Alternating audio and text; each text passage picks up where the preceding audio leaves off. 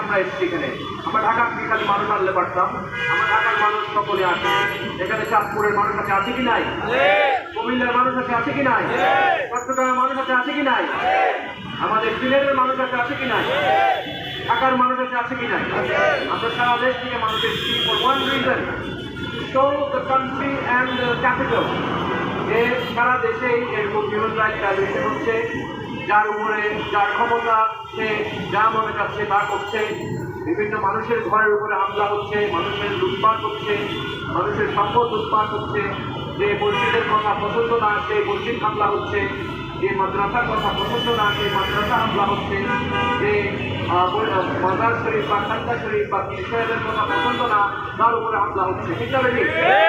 আমার কথা হচ্ছে দেশে আইন আছে, দেশে ল অ্যান্ড অর্ডার আছে, দেশে কোর্ট আছে। আমরা এখানে প্রেস ক্লাবে দাঁড়িয়েছি, very close to us there is the high court.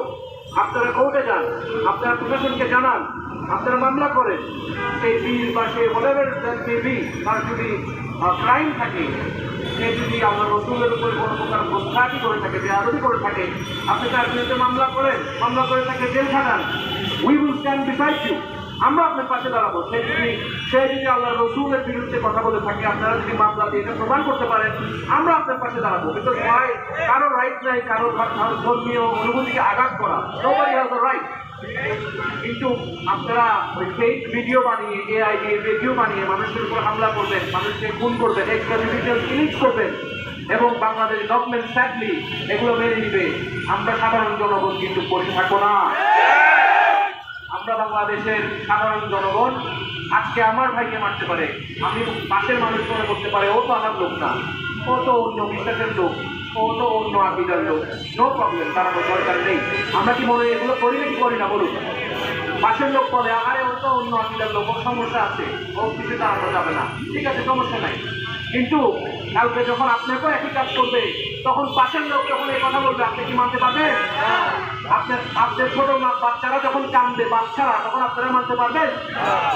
এই জন্য আমাদের উচিত অ্যাজ এ সিটিজেনের ডেমোক্রেটিক কান্ট্রি, আমাদের উচিত সকল সিটিজেনের রাইটসের জন্য দাঁড়ানো। ফর দিস রিজন আমরা গভর্নমেন্টকে আহ্বান করতে চাই, we have brought forward 7 steps the government can take. আমরা দেখছি এই গভর্নমেন্ট যারা, যিনি এখন আমাদের মাননীয় প্রধানমন্ত্রী যারা আমাদের প্রাইম মিনিস্টার তারেক রহমান সাহেব, he is after coming to this country has represented an image of freedom and justice, এবং ওনার image of freedom and justice we would like to believe in that, এবং by believing in that we have voted for him. তো আমরা বলতে চাই the same way আপনার আম্মা, যিনি এই দেশের মাদার অফ দ্য কান্ট্রি বলা যায় যাকে, যার মাধ্যমে এই দেশে ল অ্যান্ড অর্ডার এসছে, যার মাধ্যমে এই দেশে ট্রু জাস্টিস এসেছিল, উনি যখন গভর্নমেন্টে ছিলেন 2000-এ, তখন দেশে যখন এরকম মিলিটেন্সি বেড়ে গিয়েছিল, she had formed the Rapid Action Battalion, RAP, and RAP-কে উনি সময় she had taken down the militants. উনি দেশের বিভিন্ন মিলিটেন্টদেরকে উনি সরিয়ে দিয়েছিলেন, দেশকে শান্তিময় করেছিলেন।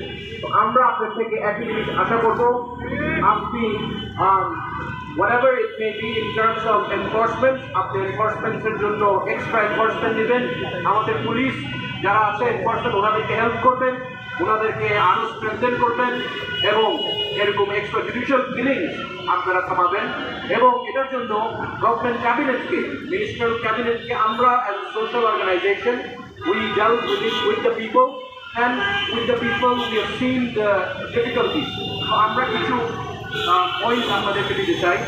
ফার্স্ট হচ্ছে, আপনারা সারা দেশের এই যে বিভিন্ন মতাদর্শের ভিন্নতা যাদের আছে, সেটা বাউল হতে পারে, সেটা ট্রান্সজেন্ডার হতে পারে, সেটা অন্য